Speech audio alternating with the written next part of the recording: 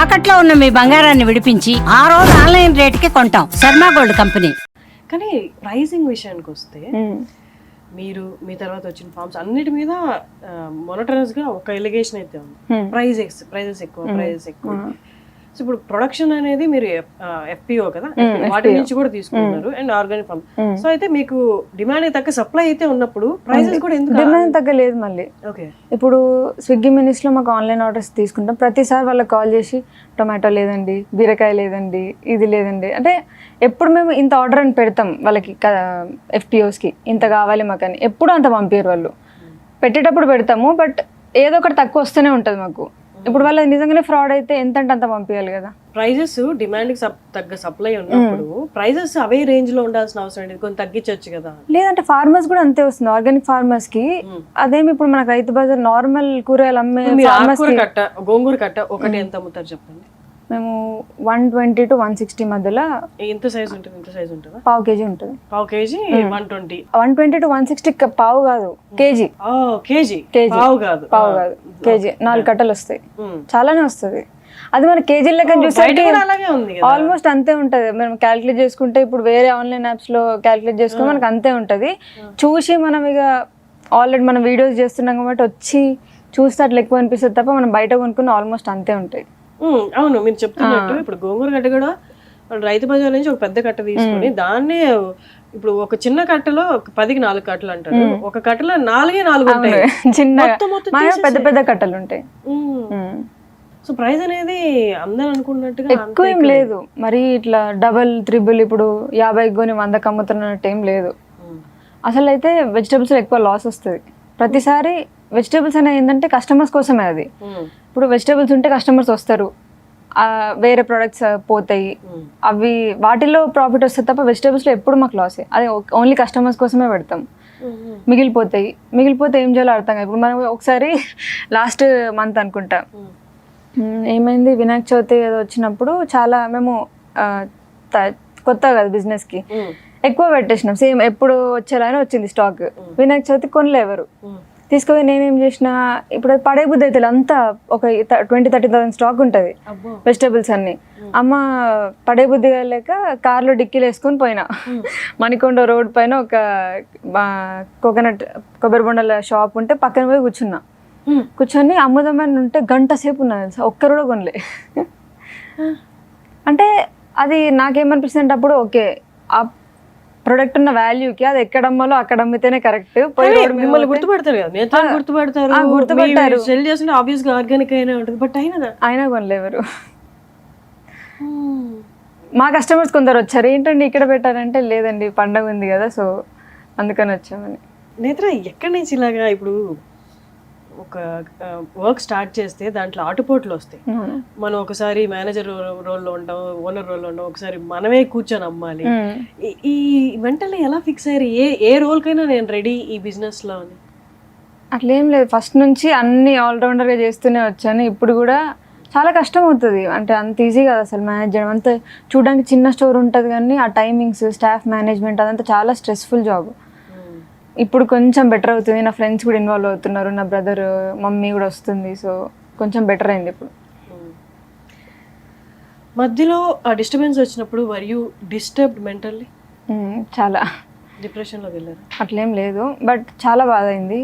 నేను మేనేజ్ చేయలేనేమో అనిపించింది, బట్ అందరి సపోర్ట్ వల్ల ఐ కేమ్ అవుట్. ఏం మేనేజ్ చేయలేదు అనిపించింది? మ్యారేజ్ బ్రేక్ అనేది స్టిల్ ఎంత మాట్లాడుకున్నా సొసైటీలో అమ్మాయి మీద ఎక్కువ ఇంపాక్ట్ ఉంటుంది. ఆ ఇంపాక్ట్ మేనేజ్ చేయలేకపోయారా? ఆ బాండ్ బ్రేక్ అవ్వడం మేనేజ్ చేయలేకపోయారా? బాండ్ బ్రేక్ అవ్వడం ఒకటి ఆబ్వియస్గా నేను ఇష్టపడి పెళ్లి చేసుకున్నప్పుడు ఉంటుంది, బట్ ఒక డివోర్స్ అయినాక అమ్మాయికి వేరే ఇమేజ్ వస్తుంది. ఆ క్యూట్నెస్ అదంతా పోయి ఓకే ఇప్పుడు పెద్ద ఆమె అట్లాంటి ఫీల్. ఇప్పుడు నాకు ఎంత చేసినా ఆ చిన్నపిల్ల మెంటాలిటీ మళ్ళీ రాదు, నాకు ఆ ఇన్నోసెన్స్ పోతుంది. సో అది కొంచెం నేను మిస్ అవుతున్నానేమో అనిపిస్తుంది. కరెక్ట్ పాయింట్ చెప్పారు.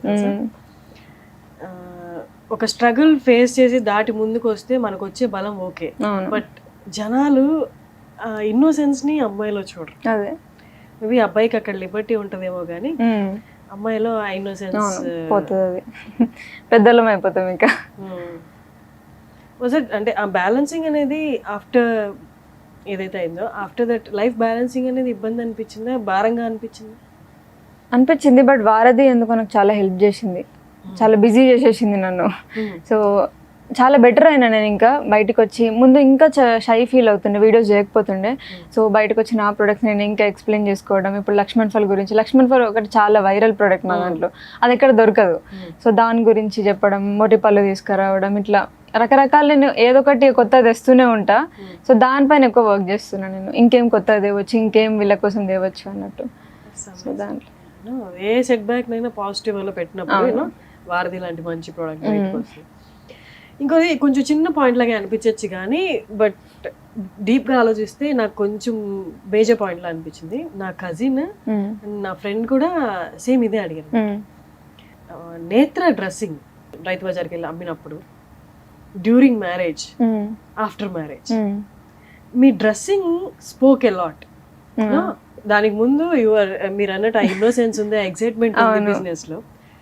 ఆ మ్యారేజ్ పీరియడ్ లో ఏదైతే ఉందో ఆల్మోస్ట్ ఆల్ ఇంటర్వ్యూస్ లో you have no interest on your dressing or your appearance. మీ ఇంట్రెస్ట్ లేదు అసలు, మొత్తం పని పని పని అంటే బాయ్ షర్ట్స్ వేసుకొని. వన్స్ బ్రేక్ అయిపోయిన తర్వాత your all like no glam up అనమాట, మీ మీద మీరు కాన్సన్ట్రేట్ కొంచెం. What has happened in that period? ఎందుకని మీ మీద మీకు ఇంట్రెస్ట్ లేకుండా అసలు డ్రెస్సింగ్, మీ అపీరియన్స్ మీద అలా? ఏమో అసలు ఇప్పటికీ మా తమ్ముడు మమ్మీ చెప్తుంటారు నన్ను. కొంచెం మొన్న ఒక వీడియో తీసుకున్నా మమ్మీది, పోతుంటే ఎందుకు అట్లా గలీజ్ బట్టల్లో పోతావు, కొంచెం మొహం కడుక్కోవు, నాకు ఎట్లుంటే అట్లా వెళ్ళిపోతాను నేనైతే. ఎవరైనా కాల్ వచ్చి ఇక్కడ పని ఉంది అంటే 2 minutes ఆడు ఉంటాను నేను. సో వేరే వాళ్ళందరికీ అట్లీస్ట్ 15-20 minutes టైం పడుతుంది. నాకు ఏమో అంటే ఆఫ్టర్ సినిమాలతో యోగా తర్వాత చాలా చేంజ్ అయింది నాది.